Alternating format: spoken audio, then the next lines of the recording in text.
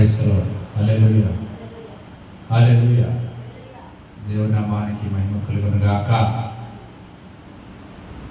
దేవుడు మరి మనకొక మరొక నూతనమైనటువంటి పునరుద్ధానపు వారంలోనికి ప్రవేశించడానికి దేవుడు మనకు చూపించాడు. అందుని బట్టి ప్రభువుని స్తుతిస్తున్నా. ఈరోజు వాక్య భాగం ఏమిటంటే, మనకందరికీ తెలిసిన రీతిగా మనమందరం కూడా గత కొన్ని సంవత్సరాల నుంచి మనం వింటున్నాం. కానీ దాని గురించి మనం కొద్దిగా లోతుగా ధ్యానం చేద్దాం. ఏమిటి ఈరోజు వాక్య భాగం అంటే, నిన్ను వలె నీ పొరుగు వారిని ప్రేమించుము అని ఒక మాట మనందరం విని ఉన్నాం. లేవికాండంలో చూస్తే 19వ అధ్యాయంలో 18వ వచనంలో చూస్తే, నిన్ను వలె నీ పొరుగు వారిని ప్రేమించుము, లేదా నిన్ను వలె నీ పొరుగు వారిని ప్రేమింపవలెను అనేటువంటి మాట మనం అక్కడ చూస్తున్నాం. 10 ఆజ్ఞలలో ప్రాముఖ్యమైనటువంటి మాట మోషేకి దేవుడు ఇచ్చినటువంటి 10 ఆజ్ఞలో ఒక మాట, నిన్ను వలె నీ పొరుగు వారిని ప్రేమించుము. ఇది ఈ రోజుల్లో మనకి చాలా అరుదుగా కనబడుతున్నది. ఎందుకు అంటే, ప్రేమ చల్లారిపోతుంది అంటే మనిషిని యొక్క బుద్ధి మరొక రకంగా మారిపోవటం గల కారణమవుతుంది. మనిషిని యొక్క ఆలోచనలు లోకం వైపు, లోకపు మోహపు చూపుల వైపు మలుతున్నది. కాబట్టి ప్రేమ చల్లారిపోతూ ఉన్నది.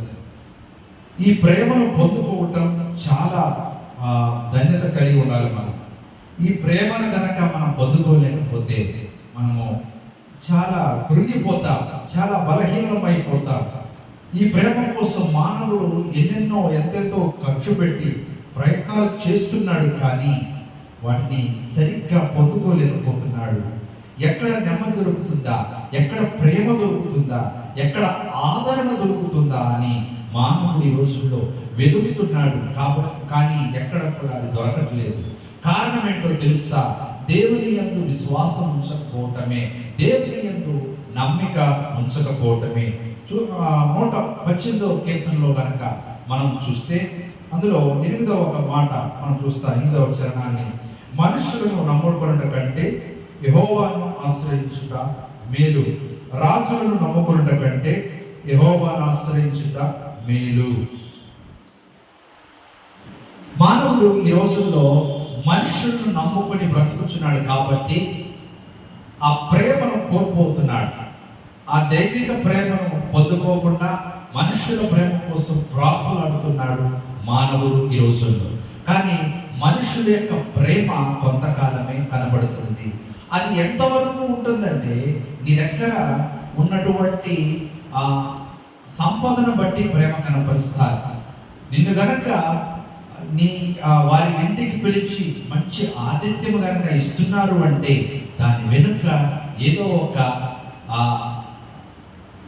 ఆశ నీలో, అంటే ఆ ఆశీర్వాదం, లేదంటే నీ ద్వారా ఏదైనా విషయాన్ని సాధించడానికి, లేదంటే మన భాషలో చెప్పాలంటే నిన్ను వశీకరించడానికి నీకు మంచి విందులు ఇస్తారు, మంచి స్నేహం కలుపుతున్నట్టు నటిస్తారు, లేదా నీ దగ్గర ఉన్నటువంటి ధనమును దొంగిలించడానికి, ఆస్తులను దొంగతనం చేయడానికి ప్రేమను నటిస్తారు.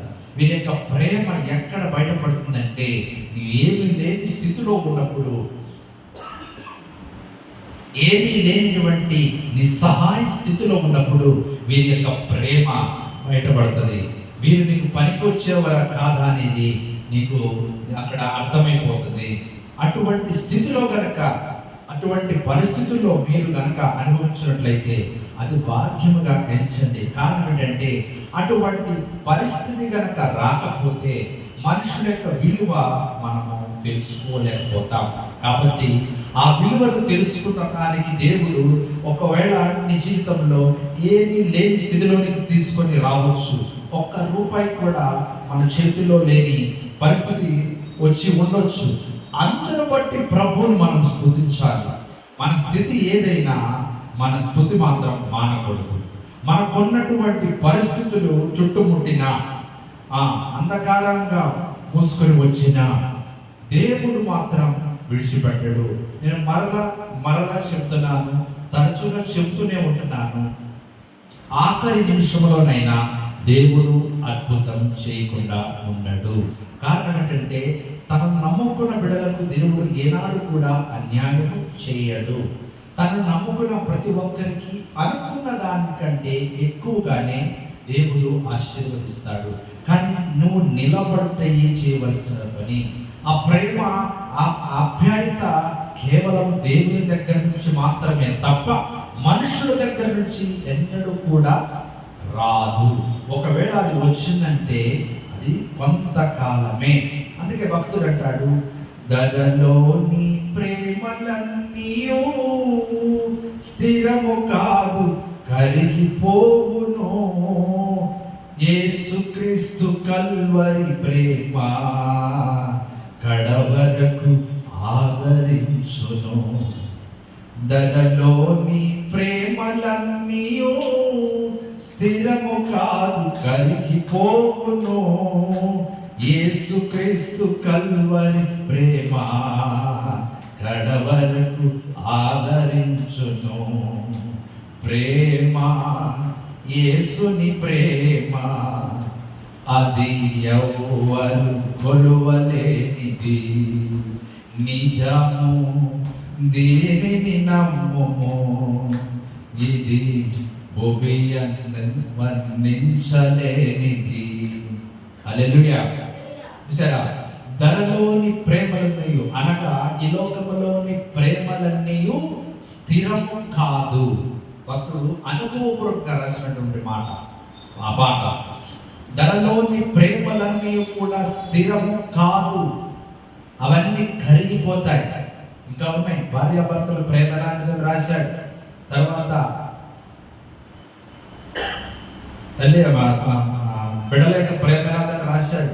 ఇలా ప్రేమని గురించి భక్తుడు రాసినటువంటి పాట మనం పాడుకుంటే చాలా అర్థరహితంగా ఉంటుంది. కానీ మనకి సమయం లేదు కాబట్టి మనము దాన్ని విడిచిపెడుతున్నాం. చూడండి, దేవుని ప్రేమ ఎంతో విలువైనది. ఈ లోకంలో నేను గతంలో చెప్తున్నాను, ఈ లోకంలో అనేక మంది ప్రేమ కోసం, అంటే తల్లి ప్రేమ కోసం కొంతమంది, తండ్రి ప్రేమ కోసం కొంతమంది, తల్లి తండ్రి లేక మరి ప్రేమ కోసం ప్రార్థనలాడేవారు కొంతమంది, సహోదరి యొక్క ప్రేమ కోసం కొంతమంది, అలాగే తోడబుట్టినటువంటి వారి కోసం వారి ప్రేమ కోసం కొంతమంది, ఇలా రకరకాలుగా వారి ప్రేమ లభించలేదని వారు ఎదురు చూస్తున్నారు. దేవుడికి స్తోత్రం. హల్లెలూయా. మనుషుడు అయిన నీవు మనుషుల ప్రేమ దొరకలేదని నువ్వు ప్రార్థనలాడుతున్నావే, మరి నిన్ను సృష్టించి ఈ లోకంలోనికి పంపించిన దేవాది దేవుడిని ప్రేమించకపోతే ఆ దేవుడు ఎంత బాధపడతారో ఒకసారి ఆలోచన చేయండి. ఎప్పుడన్నా మీరు ఆలోచన చేశారా? మనల్ని ఈ భూమి మీదకి సృష్టించిన దేవుడు మనం ఆయనను ప్రేమించకపోతే ఆయన ఎంత బాధపడతాడు? మనల్ని ప్రేమించినటువంటి వ్యక్తి పలకరించకపోతే మనకి ఎంత బాధ కలుగుతుంది? లోపల ఏదో తెలియనటువంటి ఒక బాధ, ఒక వేదన, ఒక బరువుగా ఉంటుంది. మనం ప్రేమించినటువంటి వ్యక్తి పలకరించకపోతే, మాట్లాడకపోతే, లేకపోతే ఏదైనా మనస్పార్థాలు వచ్చి మరి మీరు మాట్లాడకుండా మౌనంగా ఉంటే వారిలో ఒక నెమ్మది లేనటువంటి వాతావరణం కనబడుతుంది. అదే మనల్ని సృష్టించినటువంటి దేవుడు మరి మనం తిరిగి ఆయనను ప్రేమించకపోతే ఆయన ఎలా బాధపడతారు? ఎవరైనా అర్థం చేసుకునే వాళ్ళు ఉన్నారా? ఆ రకంగా చూస్తే దేవుడు పడేటువంటి ఆ విషయాన్ని మనం ప్రతిరోజు కూడా చూపిస్తుంది. అందుకే దేవుడు ఏమంటున్నాడంటే, నిన్ను వలే నీ పొరుగు వారిని ప్రేమించము అంటున్నాడు. కారణం ఏంటో తెలుసా? ఆయన ప్రేమను కనపరచమంటున్నాడు. ఆయన చేసినటువంటి ఆ ప్రేమను, చూపించినటువంటి ఆ ప్రేమను మీ ద్వారా మీ ఇరుగు పొరుగు వారికి చూపించమని అంటున్నారు. ఎంతమంది ఈ రోజుల్లో ఆ ప్రేమను మీరు చూపిస్తున్నారు? మాటల్లో ప్రేమ ఉన్నదా? చేతల్లో ప్రేమ ఉన్నదా? నడతల్లో ప్రేమ ఉన్నదా? ఆ ప్రేమ కరువైపోయి మానవులు దూరం అయిపోతున్నారు, బంధాలు దూరం అయిపోతున్నాయి, బాంధవ్యాలు దూరం అయిపోతున్నాయి, కుటుంబాలు చెదరిపోతున్నాయి. రక్త సంబంధికులు దూరం అయిపోతున్నారు. కారణం ఏంటి? ఒకరికొకరు సఖ్యత లేదు, ఆ ప్రేమ లేదు.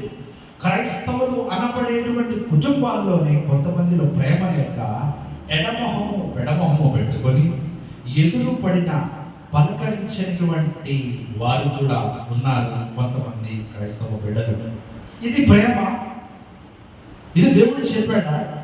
రక్త సంబంధికుడు గనక ఎదురు పడినప్పుడు పలకరించమని యెషయా గ్రంథంలో చూస్తున్నా, పలకరించమని బైబిల్ చెబుతున్నమాట. నీ రక్త సంబంధికుడు నీకు ఎదురు పడినప్పుడు పలకరించమన్నాడు. నీ గొడవ పడి ఉండొచ్చు, లేకపోతే మాట్లాడటం మానేసి ఉండొచ్చు, కానీ అన్నయ్య, తమ్ముడు, అక్క బాగున్నావా అని ఒక మాట పలకరించడానికి ఏమైంది? ప్రైజ్ తెలవడం చెప్పడానికి ఏమైంది? అది లేదు. పైగా మళ్ళా మనం ఏం చేస్తామండి? ఆదివారం బైబిల్ పట్టుకొని బయలుదేరుతాం, సంఘాలు పెట్టుకొని బయలుదేరుతాం. కానీ దేవుని యొక్క ప్రేమ లేకపోవటం వలన మనుషులు దూరం అయిపోతున్నారు. మనుషులు ప్రేమను ఆశిస్తున్నారు కొంతమంది, దేవుని ప్రేమను ఆశించట్లే. కానీ దేవుడు అందరి ప్రేమను ఆశిస్తున్నాడు. దేవుడు అందరినీ సమానంగా ప్రేమిస్తున్నాడు. ఆ ప్రేమనే నిన్ను అనే నీ పొరుగు వారిని ప్రేమించుము అని చెప్పి అక్కడ మాట్లాడుతున్నటువంటి మాట. హల్లెలూయా, హల్లెలూయా. ఈ ప్రేమ అనేది రెండు మాటలే, కానీ అందులో ఎంతో త్యాగం ఉన్నది, ఎంతో వెనకట్టలేనటువంటి ప్రేమ ఉన్నది అందులో. ఆ ప్రేమకు మనము ఈ భూమి మీద బ్రతికి ఉన్నంత కాలము కూడా స్తుతించిన వెనకట్టలేనటువంటి ప్రేమ దేవుడు మనకిచ్చి ఉన్నాడు. హల్లెలూయా, హల్లెలూయా. ఈ ప్రేమ పేరుతో సంఘములో కొంతమంది చెదిరిపోతున్నారు. అలాగే కొంతమంది సంఘాన్ని మరొక రీతిగా సంఘాన్ని నిర్మించుకుంటున్నారు. అలాగే పలకరింపులకు కూడా దూరం అయిపోయి, దేవునికి దూరం అయిపోయి లోకంలో కలిసిపోతున్నారు. తుచ్చమైన ప్రేమ కోసం ప్రలోభాలకి లొంగిపోతున్నారు. దేవుడు ఇచ్చేటువంటి ప్రేమ కంటే ఈ లోకంలో మరొకటి ఏదైనా ఉన్నదా అంటే ఏదీ లేదని నేను రూఢిగా చెప్పగలుగుతాను. నన్ను ప్రేమించేవారు ఎవరు లేరు ప్రభు అని భక్తులు పాడిన పాటలు ఎన్నో ఉన్నాయి. ప్రేమను గురించి అనుభవించి రాసినటువంటి పాటలు ఎన్నో ఉన్నాయి, భక్తులు రాసినటువంటి పాటలు. కారణం, ఈ లోకమంతా తిరిగినను ఆదరించే ప్రేమ యేసయ్య ప్రేమ ఒకటే. నువ్వు భూమి మీద ఎక్కడికి వెళ్ళినా, ఎన్ని ప్రాంతాలకు వెళ్ళినా, ఎన్ని మంచి ప్రదేశాలకు వెళ్ళినా, అన్నీ అనుభవించిన దేవుని ప్రేమను అనుభవించకపోతే అంది వ్యర్థమే. అంటే అన్నీ ఉన్నాయి కదా, నాకు తినడానికి ఉన్నాయి, ఉండటానికి ఉన్నాయి, ఎక్కడికి వెళ్ళాలన్నా ఇప్పుడే నేను బయట తినడానికి అన్ని సౌకర్యాలు వసతులు నాకు ఉన్నాయి, కానీ నిన్ను ప్రేమించే వారు ఎవరున్నారు? అదే చెప్తున్నాను, మానవుడు ఈ రోజు గడిచింది చాలా అని అనుకుంటున్నాడే తప్ప మనం ప్రేమించేవారు ఎవరున్నారని చూడట్లేదు. ఎక్కడికి వెళ్ళినా నేను ముందుండాలి, నేను కనబడాలి, ఇదే ఆలోచన. వెనుకున్న వాళ్ళు ఏమైపోయినా పర్వాలా, వెనుకున్నటువంటి వారు అసలు రాకూడదు, నేను వాళ్ళు అనగదొక్కాలి, నేను పైకి రావాలి. ఇది ప్రేమ, ఇది స్వార్థంతో కూడినటువంటి ప్రేమ. ప్రేమ అందరినీ కలుపుకుంటుంది. చిన్నవాడైనా, పెద్దవాడైనా, లేనివాడైనా, ఉన్నవాడైనా, అయినవాడైనా, కాదన్నవాడైనా సరే, పొరుగువాడైనా సరే, ప్రేమ ఏం చేస్తుంది? అందరినీ కలుపుతుంది. ఇదే కదా దేవుడు మనకి నేర్పించినటువంటి ప్రేమ. ఆ ప్రేమ అనేటువంటి ఆ త్యాగము కనుక రెండు లేకపోతే ఈరోజు మనము ఇలా మందిరంలో కూర్చునే వాళ్ళమైతే కాదు. ఆయన వదకు తేబడిన గొర్రెపిల్ల వలె మౌనంగా నిలబడ్డాడే. ఏమి చేసినా కూడా దేవుడు మౌనంగా నిలబడ్డాడే, ఒక మాట కూడా అనలేదే. కారణం ఏంటి? ఆ ప్రేమను అక్కడ పూర్తి చేయాలి కాబట్టి, ఆ ప్రేమను అక్కడ నెరవేర్చాలి కాబట్టి. మనం కనుక మనల్ని ఎవరైనా ఒక మాట అంటే,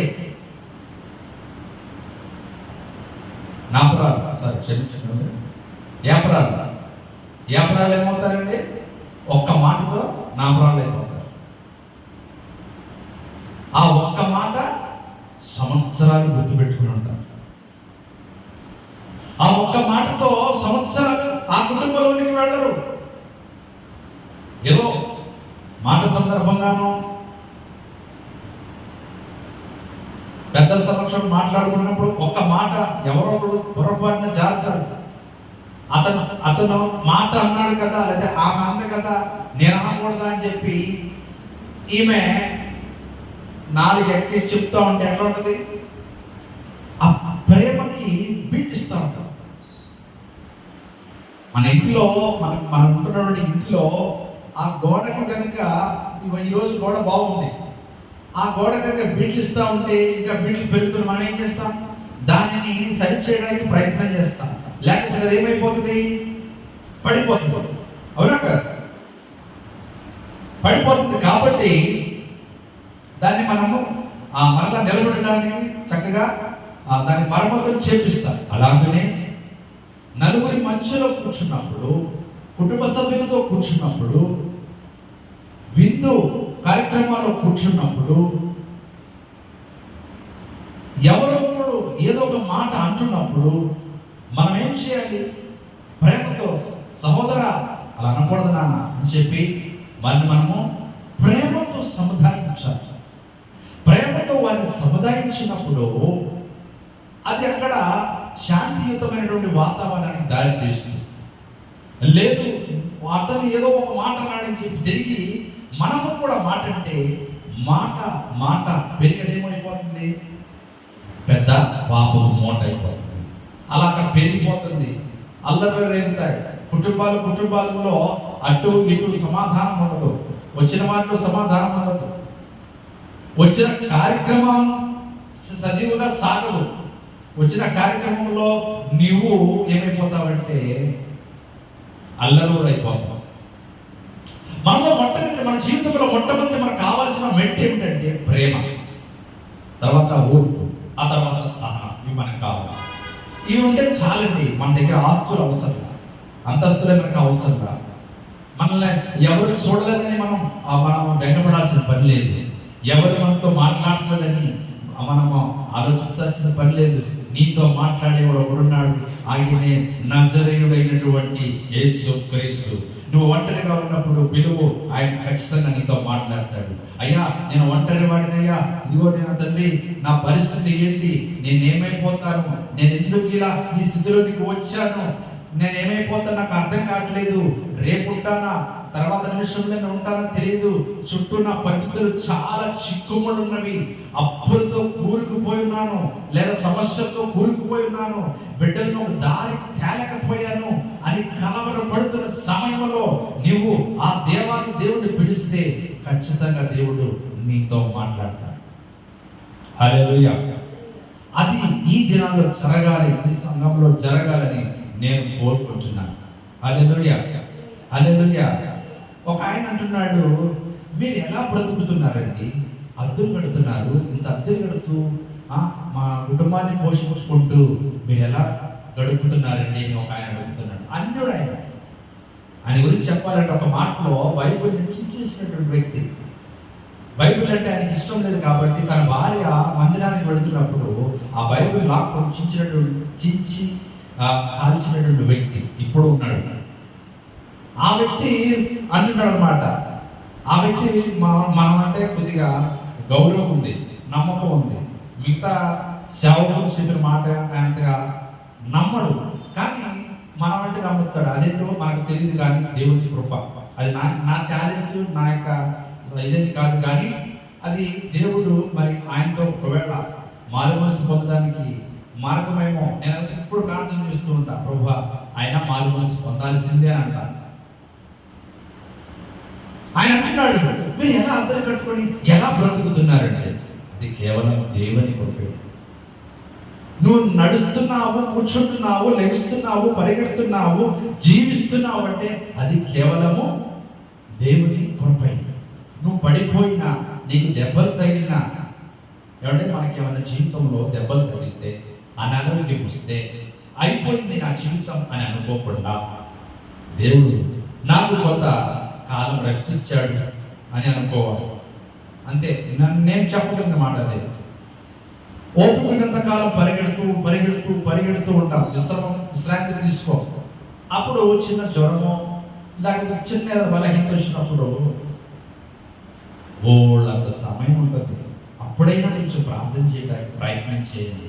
ప్రభువా, ఇటువంటి పరిస్థితి, ఇటువంటి అనారోగ్యం నాకు ఇచ్చావు, వీటిని ముట్టి స్వస్థపరచు, అలాగే నాకున్న స్థితిని మార్చుమని దేవునితో పెనుగులాడుతూ ఉంటే మన స్థితిగతులు మారుతూ ఉంటాయి. మన అనారోగ్యం కూడా పట్టుమని బయటకు వెళ్ళిపోతాం. లేదు దేవుడా, నాకు ఇదే వచ్చింది, నాకే ఎందుకు రావాలి, నాకే ఎందుకు ఇంత పెద్ద రోగం రావాలి, నా స్థితి ఇలాంటిది కదా అని దిగులు చెందుతూ ఉంటే ఆ రోగము పైకెళ్తూ ఉంటుంది. మనం ఇంకా కృంగిపోతూ ఉంటాం.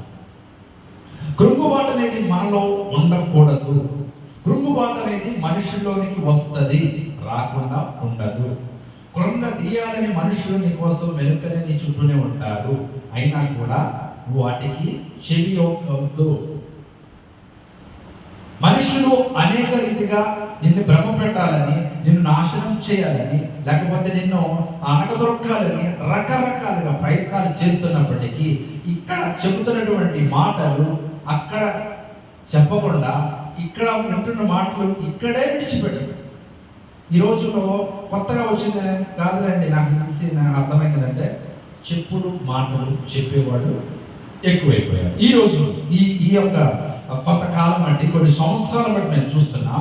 పని చేస్తున్న రంగంలో కానివ్వండి, లేకపోతే ఉంటున్నాడు మీరు పని చేస్తున్నటువంటి అదేమంటారంటే ఇళ్లలో పని చేసుకుంటారు కదా, అక్కడ కానివ్వండి, లేకపోతే పెద్ద పెద్ద కంపెనీలో కానివ్వండి, ఉద్యోగస్తులు గవర్నమెంట్ ఉద్యోగస్తులు బాగా ఉంటాయి. ఎవరేమన్నా కొన్నా పర్వాలా, మొహం మీద చెప్తా.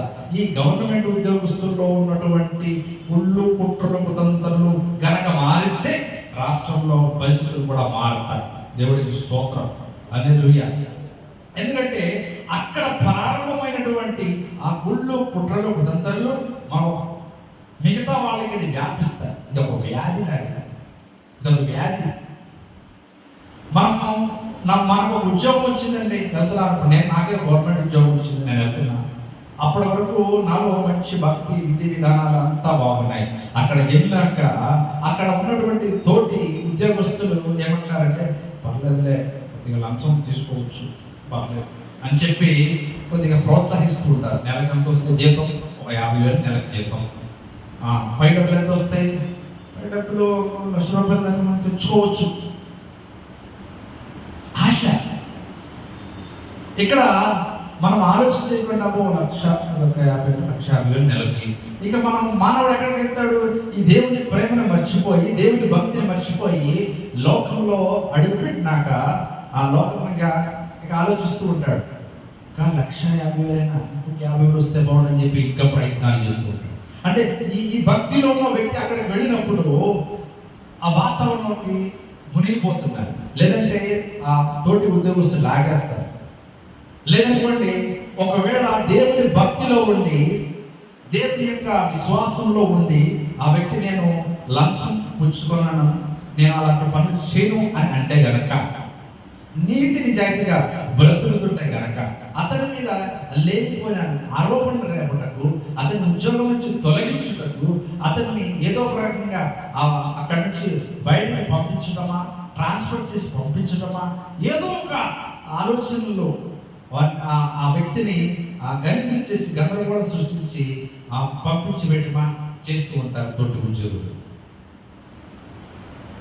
కానీ దేవుడు మాత్రం ఒకవేళ అన్యాయముగా మనల్ని ఎవరైనా ఏదైనా అన్నా, లేదా అన్యాయముగా మన ఉద్యోగం నిమిత్తంలో, మన పరిస్థితుల నిమిత్తం ఎవరైనా కావాలని ఆ మాటలు కలిపి మరొకరిని పురుగు కొల్పిన దేవుడు మన పక్షాన దేవుడు ఉన్నాడు. కాబట్టి దేవుడు ఎలా మాట్లాడాలో దేవుడు వారితో మాట్లాడతాడు, లేదా వారి పని ఏంటో దేవుడు చూసుకుంటాడు.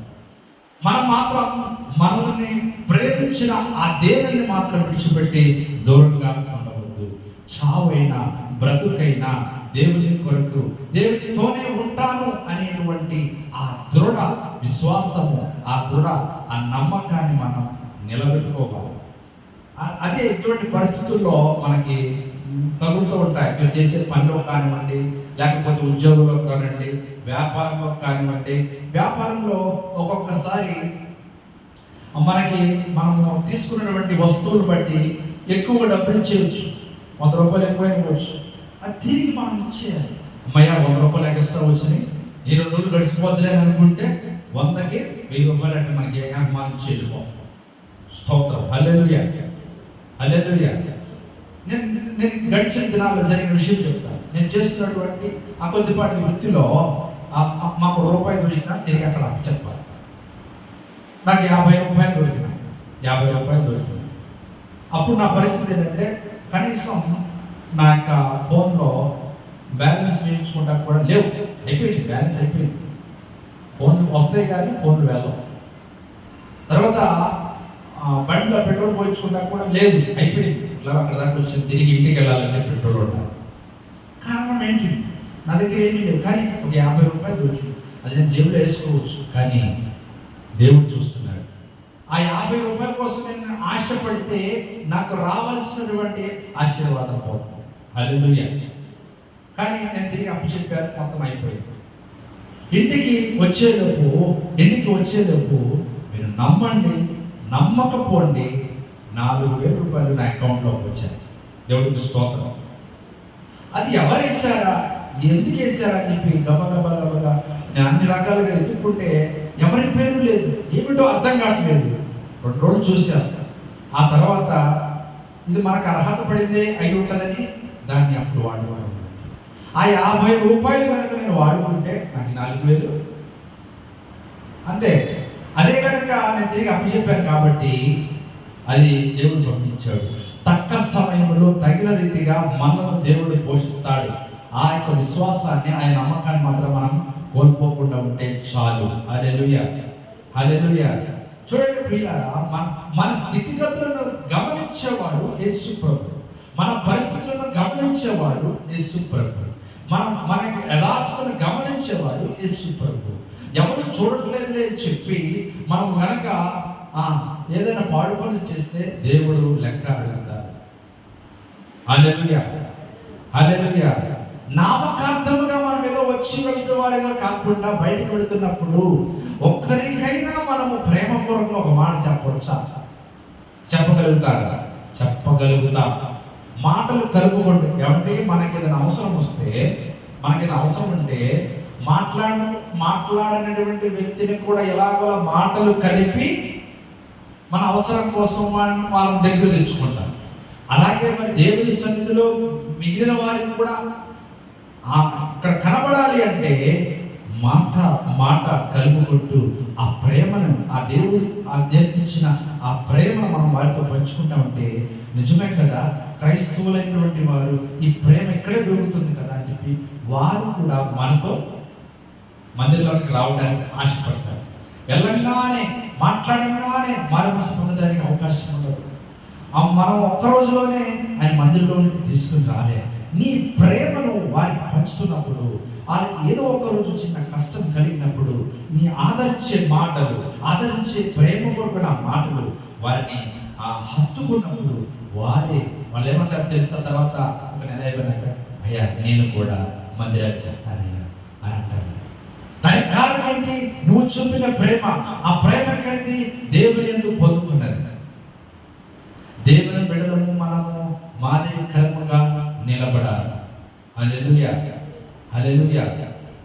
దేవుడు ఇచ్చినటువంటి ఆ ప్రేమను మనము ఎన్నడూ తుది శ్వాస వరకు విడిచిపెట్టకుండా అది మనం కనపరచాలి. దేవుడికి స్తోత్రం. హల్లెలూయా, హల్లెలూయా. అందుకే చెప్తున్నాడు ఆ 10 ఆజ్ఞలో వచ్చినటువంటి ఒక మాట, నిన్ను వలె నీ పొరుగు వారిని ప్రేమించము అంటున్నాడు. హల్లెలూయా.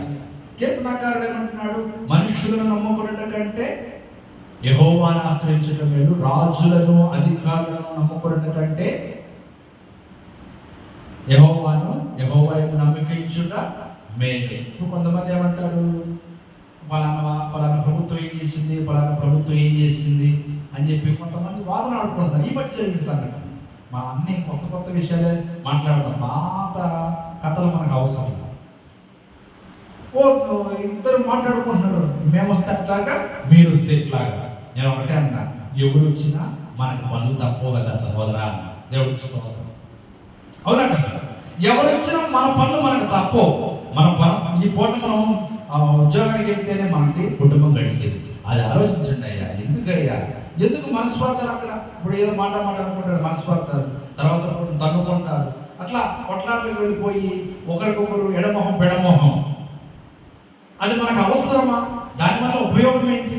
అభిమానం ఉండొచ్చు, అది కొంతవరకే, ఎంతవరకు అంతవరకు ఉంచుకోవడం చాలు అని చెప్తూ ఉంటారు. ఈ యువత విర్రవీగుతూ ఉంటాడు, ఆయన విర్రవీగుతూ ఉంటాడు. నాన్న, నేను కనిపించిన తల్లిదండ్రుల ప్రేమను గుర్తు తెచ్చుకో. బండి మీద రైమని పరిగెడుతూ ఉంటాడు, లైసెన్స్ ఉండదు, తర్వాత సంగతి. రైమని పరిగెడుతూ ఉంటాడు. వీడు పరిగెత్తుకుని వెళ్ళేది కాకుండా వీడు పడుతూ పక్కన ఉండి పడేసి ఎంతమందిని ఇబ్బంది పెడతాడండి. వాళ్ళు చెబుతున్నారు, బాబు అలా కాదు నా, ఇలా నడవండిరా అని చెప్తే వినినవాడు. అందుకే దేవుడు యేసు ప్రభు ప్రతి ఒక్క కథను చెప్పినప్పుడు చివరి చెప్పాడంటే వినినవాడు వినుటకు చెవులున్నవాడు వినును గాక అన్నాడు. అంటే మనం చెప్పగలిగింది మనం చెబుతాం. విన్నాడా బాగుపడతాం, లేనేడుగా ఇంకా అంతే సంగతి. కాబట్టి దేవుని యొక్క ప్రేమ, అందుకే దేవుడు అన్నాడు, నిన్ను వలే నీ పొరుగు వారిని ప్రేమించమన్నాడు. ఆ ప్రేమ ఈ రోజులో కరువైపోతుంది. బైబిల్ చెప్పిన మాట అంటే లేదు, ప్రేమ చల్లారిపోను. ప్రేమ చల్లారిపోకుండా ఉండడానికి మనం ప్రార్థన చేయాలి. ప్రార్థనే మనకు ఆధారం, ప్రార్థనే మనకు ఊపిరి, ప్రార్థనే మనకు రక్ష. చాలా మంది అపహసించవచ్చు, పరిహసించవచ్చు. మీరు దేవుడు నమ్ముకున్నాక మీ బతుకులు ఇట్లాగా తగలంటాయి, మీరు ఇట్లాగా అయిపోయారు, మీరు ఇంతే, మీరు ఇంకా పైకి రారు, మీరు రారు, మీరు ఇంకా మారరా, మీరు ఇంతేరా, మీరు ఎదురు మొత్తం వాళ్ళరా, మీరు అట్టాంటోళ్ళరా, మీరు ఇట్టాంటోళ్ళరా అనేవాళ్ళు చాలా మంది ఉన్నారు. ఒక ఆయన అంటాడు, ఒక విందులో కలుసుకున్నాం, బంధువుల ఫంక్షన్లో కలుసుకున్నప్పుడు ఆయన అంటాడు, అది మేము అక్కడికి వెళ్తున్నాము, మీరు కూడా వస్తారా? మేము రావండి, మేము దేవుడు నమ్ముకున్నాము. ఒకసారి దిగితే తెలిసింది మీకు అందులోనికి రావడానికి ధైర్యం లేదు, మా యొక్క రంగంలో దిగడానికి ధైర్యం లేదని చెప్పి మమ్మల్ని రెచ్చగొడుతున్నాడు. అంటే ఇప్పుడు వాడు చెబితే మేము వెళ్ళి వాళ్ళతో పాటు సహవాసం చేసి అన్ని కార్యక్రమాల్లో పాల్గొనాలి. వాడు మద్యపిస్తే మేము కూడా మద్యపానం చేయాలి. ఇది వారి యొక్క లక్ష్యం. మనల్ని రెచ్చగొట్టేవాడు ఉంటారు, రెచ్చిపోవద్దు. మనల్ని ఇబ్బంది పెట్టాలని చూసేవాడు వాడిని ఏమనొద్దు. వారందరినీ దేవుడి చేతులకు అప్పగించండి, దేవుడు చూసుకుంటాడు. కారణం ఏంటో తెలుసా? నిన్ను సృష్టించిన దేవుడు, నిన్ను ఈ లోకానికి పంపించిన దేవుడు. మనం ఇంకా బ్రతికున్నామంటే ఆయన స్తుతించడానికి, ఆయన కనపరచడానికి, ఆయన ఆరాధించడానికి, స్తుతి పాడటానికి ఆయన మనల్ని బ్రతికించింది. దేవుడికి స్తోత్రం, హల్లెలూయా. ఇన్నాళ్ళుగా మనం పోషించాడంటే ఆయన్ని స్తుతించడానికి. ఎందుకు పనికి రాము అని అనుకోవద్దు. మనం ఏ ఒక్క పనికి వచ్చేవారు కాబట్టి దేవుడు మనల్ని బ్రతికిస్తున్నాడు. హల్లెలూయా. ఓరకనే కూర్చొని దేవుని స్తుతించలేవా? లోకపు వస్తువుల్లోకి ఆకర్షణలో కాకుండా కాసేపు దేవుడిని మౌనంగా స్తుతిద్దామా? ఒకసారి మీరు చేసి చూడండి, ఎంత నెమ్మది, ఎంత సంతోషం. గుండెలో బరువు దిగినట్టు అయిపోతుంది. ఆయన కనుక స్తుతిస్తూ ఆరాధిస్తూ ఉంటే గుండెలో బరువు దిగినట్టు ఉంటుంది, నెమ్మది కలుగుతుంది. అసలు చాలా ఫ్రీగా అనిపిస్తుంది అనమాట. ఈ యొక్క అవకాశం కేవలం దేవుడు తెలుసుకున్న వ్యక్తులకు మాత్రమే కలుగుతుంది. మరలా చెప్తున్నాను చివరిగా, లోకంలో కోటీశ్వరులనే పడిన వారు ఎంతో మంది ఉన్నారు, కానీ నెమ్మది లేని వాళ్ళు, అంత నెమ్మది లేని వాళ్ళు బయట కనబడరు. చెప్తూ ఉంటారు, వీళ్ళు విధాలు ఎక్కడ బయటపడతారో తెలుసా? గృహాల్లో పనిచేస్తున్నటువంటి వ్యక్తుల మీద బయట పెడుతున్నప్పుడు ఉంటారు కదా, బాకింగ్లో ఉంటారుగా, ఆ సెక్యూరిటీ మీద, పనుల మీద, హోటల్కి వెళ్ళినప్పుడు వెయిటర్ల మీద, హోటల్ మేనేజర్ల మీద వీళ్ళు చూపించే ప్రతాపం, అది ఘనకార్యం అనుకుంటున్నారు. వాడు ఎందుకు తిట్టుకుంటాడు, ఇంత అంతస్తులో ఉన్నావు, ఇంత స్థాయిలో ఉన్నావు, నువ్వు మాట్లాడే మాట ఇదా, నువ్వు ప్రవర్తించేటువంటి ప్రవర్తన ఇదా అని వాడు ఎన్నించుకుంటాడు. అది ఆలోచిస్తాడు. వీడికి ఏదో 4 డబ్బులుంటే ఒక కారు 4 డబ్బులుంటే నువ్వు ఈడే భూమి మీద పెద్ద మగోడు అనుకుని ఇష్టం వచ్చినట్లు మాట్లాడేవాళ్ళు ఉన్నారు. వారందరిని బట్టి మనం ఏం చేయాలంటే, ఒకవేళ అటువంటి వారు మనల్ని ఎవరిని అన్నారు, దేవుడికి స్తోత్రం. అంతే. వారిని మనం అటువంటి వ్యక్తులు మనం ఏం అనలేం. కానీ దేవుడు మాత్రం ఎక్కడి నుంచో పెట్టాలో అక్కడి నుంచో పెట్టాలి. హల్లెలూయా. మనం అవమానించవచ్చు, గంటేరా నీ బతికింటారే, మారరా, నువ్వు మారవరా, చూడరా, నన్ను చూడరా, గో 2 అంతస్తులు బిల్డింగ్లు, బ్యాంకులో ఇన్ని లక్షల డిపాజిట్, అక్కడ స్థలం, ఇక్కడ స్థలం. కానీ వాడి హృదయంలో దేవునికి స్థలం అనేది ఉండదు. వాడి హృదయంలో నెమ్మది ఉండదు. వారి ఇంట మంచి ఆహార పదార్థాలు ఉంటాయి కానీ సుఖనిద్ర అనేది ఉండదు. నిద్ర పోలేరు. కారణం ఏంటో తెలుసా? దేవుని ప్రేమ ఎరగని వారు కాబట్టి. దేవుని ప్రేమను ఎరిగిన మనము చక్కగా నిద్రపోవచ్చు, నెమ్మదిగా కూర్చోవచ్చు. ఏదైనా సమస్య వచ్చిందా, రాని నా పక్షాన యుద్ధం చేయగలిగిన యెహోవా పక్షాన ఉన్నాడు కాబట్టి రాని పండుగ చెప్పి మనము నిలబడగలుగుతాం. హల్లెలూయా, హల్లెలూయా. దేవుని ప్రేమ, దేవుడు మనకిచ్చిన ప్రేమను మనం వెదజల్లుదాం. కన్నబిడ్డలు మనం కాదన్నా, అయిన వాళ్ళు మనం కాదన్నా, స్నేహితులు మనం కాదన్నా, మనం పనిచేస్తున్న వాళ్ళ కొలీగ్స్ మనం కాదన్నా, సంఘంలో ఉన్నవారు కాదన్నా, సంఘ సేవకుడు కూడా నువ్వు తక్కువగా చూసినా, నీ ప్రేమను ఒక చిరునవ్వు నీ పెదాల పైన మనం కనపరుద్దాం. మనం ఈ లోకంలో వచ్చినప్పుడు మనకెవరు శత్రువులు లేరు. మనం సృష్టించుకున్న వాళ్ళే శత్రువులు. ఎదుటి వ్యక్తి వచ్చి ఏదో గొడవపడుతున్నప్పుడు మనం ఎంత మౌనంగా లేదా ఎంత నెమ్మదిగా మాట్లాడితే మనకే మనిషి ఎవరొకళ్ళు వచ్చి మన పక్షాన నిలబడకపోతారా? వారిని ఎవరు పంపిస్తారు? దేవుడే పంపిస్తాడు. ఇప్పుడు రోడ్డు మీద మంచి గొడవ జరుగుతుందండి, మనమే వెళ్తున్నాం, ఏదో వాహనం వచ్చి చిన్నగా తగిలింది, లేదా కారుకి తగిలింది. అసలు కారు ఎంత రాతార్థం చేస్తాడు. కానీ మనం అక్కడ నిలబడి అది కాదండి, ఇది కాదండి చెప్తా ఉంటే అవతల ఇంకా రెచ్చిపోతూ ఉంటాడు. కానీ ఇంట్లో ఎవరో ఒకరు ఎవరో ఒకరు వస్తారు. లేదు సార్, అది తప్పేం లేదు సార్, అది కాదు సార్, చూడండి సార్, ప్లీజ్ సార్. ఎవరో ఎక్కడి నుంచి వచ్చాడు? దేవుడు పంపిస్తాడు. అంతే. ఆ సమయానికి దేవుడు పంపిస్తాడు. నీ పక్షాన మాట్లాడడానికి, నీ పక్షాన నిలబడడానికి ఎవరు లేకపోవచ్చేమో కానీ, నువ్వు ఒంటరి వాడవచ్చేమో కానీ, ఒంటరి వాడైన వ్యక్తులను దేవుడు 1000 మందిగా చేసిన వాడు మన దేవుడు. హల్లెలూయా. ఆ విషయాన్ని మనం గమనిస్తాం. ఆ రీతిగా మనం ఆ ప్రేమను మనం కొనసాగిద్దాం. ఆ దేవుని యొక్క ప్రేమను అనేక మందికి మనం వెదజల్లుతాం. మన పెదాల పైన ఒక చిరునవ్వుతో ప్రతిరోజు కూడా నవ్వుతూ ఉంటాం. అటువంటి దేవుని యొక్క ప్రకాశాన్ని దేవుడు మీకును, మీ కుటుంబాలకు, మీ సంఘాలకి ధారాళముగా దయచేయుగాక. తన సేవకుని బలపరిచి రాబో దినాల్లో ఈ ప్రాంతం అంతటి కూడా మరి పట్టజాలను ఆత్మల చేత తన సేవకుడు మరి పరిచర్య చేయుదురు గాక. నూతన ఆత్మలు రక్షించబడుదురు గాక. ఈ ప్రాంతంలో రక్షింపబడిన వారు ఇంకను మరి రక్షించి సేవ చేసినట్టు తన సేవకులు వెతుకుతూ ఈ సన్నిధానంలోకి నడిపించుదురు గాక. అలాగే మీ కుటుంబాలు, అలాగే మీ యొక్క కుటుంబాల్లో ఉన్నటువంటి ప్రతి ఒక్కరు కూడా మారు మనసు పొంది కుటుంబ సమేతంతో కలిసి దేవుని సన్నిధిలో ఆరాధించుదురు గాక.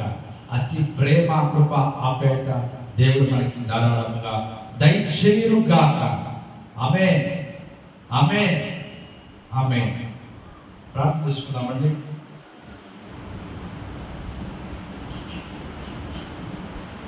మమ్మల్ని మిక్కిలిగా ప్రేమించిన మా ప్రియ పరలోకపు తండ్రి, నీకు వందనాలు, స్తోత్రాలు చెల్లించుకుంటున్నాం.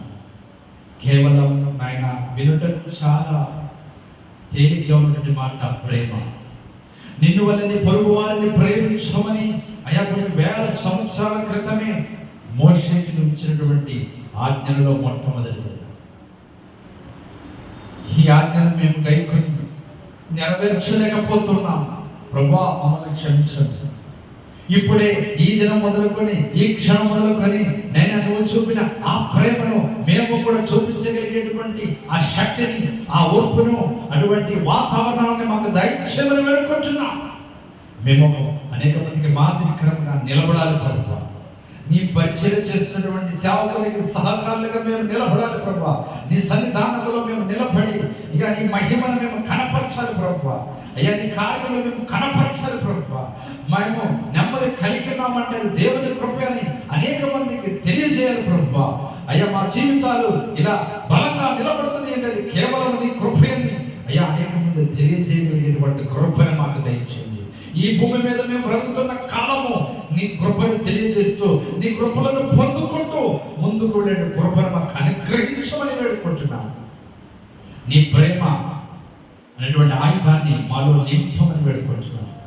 ఆ వాక్యం ద్వారా ప్రభు నేను అనేక మంది బలపరచుకుంటూ మీరు కృప చూపించమని, విత్తబడిన వాక్యం ద్వారా అనేకమైన ఆత్మను ఫలింప చేయడానికి మీరు కృప చూపించమని, ఎంతమంది అయితే ప్రభువా దీన్ని ప్రభు వీక్షిస్తున్నారు వారి కుటుంబాల్లో కూడా ఈ వాక్యం వినిన లోపే అయినా ఈ ప్రార్థన ముగించే లోపే నెమ్మది సంతోషము దయచేయమని ప్రార్థన చేస్తున్నాను. తండ్రి నీకు స్తోత్రాలు. దాసుని కుటుంబాన్ని జ్ఞాపకం చేసుకోండి, సంఘాన్ని జ్ఞాపకం చేసుకోనండి, సంఘంలో అడుగు పెడుతున్న ప్రతి కుటుంబాన్ని మీరు జ్ఞాపకం చేసుకోండి. మీరే తోడుగా నడిపించి సహాయం చేయండి. నీ నామాన్ని బట్టి స్తుతిస్తూ సమస్త మనం చేతులకు అప్పగించుకుంటున్నాం. తిరిగి మళ్ళీ మేము ప్రయాణం వెళుతుండగానే కాపుల భద్రతను దయచేయండి. మా గృహాలకు వెళుతుండగానే క్షేమం దయచేయండి. భయ ఎవరైతే పని పాటలేదో ప్రయాసపడి ముందుకు పడతారో వారి ప్రయాసాన్ని ప్రభు వ్యర్థం కాకుండా అన్ని విషయంలో ప్రభు ముందు వెనక కుడి ఎడమాని కాపుల భద్రతను దయచేయమని నేను ఈ నామాన్ని బట్టి స్తుతిస్తూ రానున్న వారంలో ఉచితమంది మేమందరం మీ సన్నిధానంలో కలిసి ప్రార్థించి ఆరాధించుకునే కబురు నాకు దయచేయమని అయ్యా రాలేనిటువంటి బిడ్డలను జ్ఞాపకం చేసుకోండి. వారికి మరొక పర్యాయం ఈ సన్నిధానంలోకి వచ్చి అయ్యా సాక్ష్యం చెప్పి నీ నామాన్ని మహిమపరచకుండా మీరు ముందుకు తీసుకునేవాళ్ళమని సమస్త మహిమ ఘనత ప్రభావం నీకు ఆరోపిస్తూ యేసుక్రీస్తు నామమున వేడుకుంటున్నాము తండ్రి. ఆమేన్. మన తండ్రి అయిన దేవుని ప్రేమ, కుమారుని యొక్క క్రీస్తుని కృప, పరిశుద్ధాత్మ యొక్క అన్యోన్య సహవాసం, ఆయన రాకడ పర్యంతం వరకు ఆయన ఇచ్చినటువంటి ప్రేమను ఎన్నడూ కూడా విడిచిపెట్టకుండా భూమి మీద బ్రతుకుతున్న దినముల వరకు మనకందరికీ కూడా సదాకాలం తోడై నుండి నడిపించును గాక. ఆమేన్, ఆమేన్, ఆమేన్. అందరికీ వందనాలండి. దేవుడు మరి అన్ని విషయాలకు తోడుగా ఉండి నడిపించి సహాయం చేయను గాక. ఆమేన్.